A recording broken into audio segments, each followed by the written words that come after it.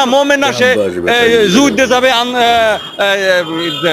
ইসরায়েলদের পরাজিত করতে যাবে, এটা মুখ দিয়ে বললেই হইলো। আন্দাজে আপনি এক জায়গায় যাইয়ে জীবনটা শেষ করে লিখবেন, জীবনের দাম নাই। আল্লাহ কি এমনি এমনি এই পৃথিবীতে আমাকে পাঠাইছে? আমাদের দায়িত্ব কর্তব্য আছে না, সেটা বুঝতে হইবে না, জানতে হইবে না? আপনি এই বোমটা আমার সামনে মাইক্রোফোন ধরছেন, এটা বুঝতে হইলে ধরেন নাই না, আন্দাজে খালি আইসা ধরছেন।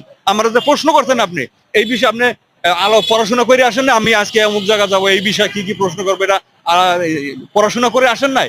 পড়াশোনা সারা একজন আইসে আমরা কি প্রশ্ন করবো? তো এই বিষয়ে কোনো জ্ঞানই নাই। তো আপনি একটা যাইবেন, যুদ্ধে যাবেন, ভালো কথা, এই বিষয়ে আপনার যথেষ্ট জ্ঞান অর্জন করতে হবে এবং যুদ্ধের প্রশিক্ষণ দরকার। আল্লাহ নবী যখন ইন্তেকাল করেন তার ঘরে কি পাইছে? তসবিহ পাইছে, যুদ্ধের সরঞ্জাম পাইছে, বল্লম, তীর, এগুলা পাইছে, কোনো তসবির দানা পায় নাই। ইহুদি, খ্রিস্টান, ব্রিটিশরা কৌশলে এই মুসলমানদেরকে ডাইভার্ট করছে, ডাইভার্ট করে ভিন্ন খাতে প্রবাহিত করে তাদের হাতে তসবিহ ধরাইতেছে। আর বলছে নামাজ নামাজ নামাজ, তসবিহ তসবিহ টেপো, সোয়া বইব। মুসলমানরা কোনায় যাইয়ে বৈশা রয়েছে, তসবিহ টেপে আর আল্লাহ আল্লাহ করে, হ্যাঁ, সোয়া বইব। আর এরা হাতে অত্যাধুনিক অস্ত্র। এখন আপনি এই তসবিহ টেপতেছেন, ওদিকে 47 দিয়ে দেশে ফায়ার কইরা, তাইলে আপনার কোনটা শক্তিশালী? আল্লাহ নবীকে তসবিহ গুনছে?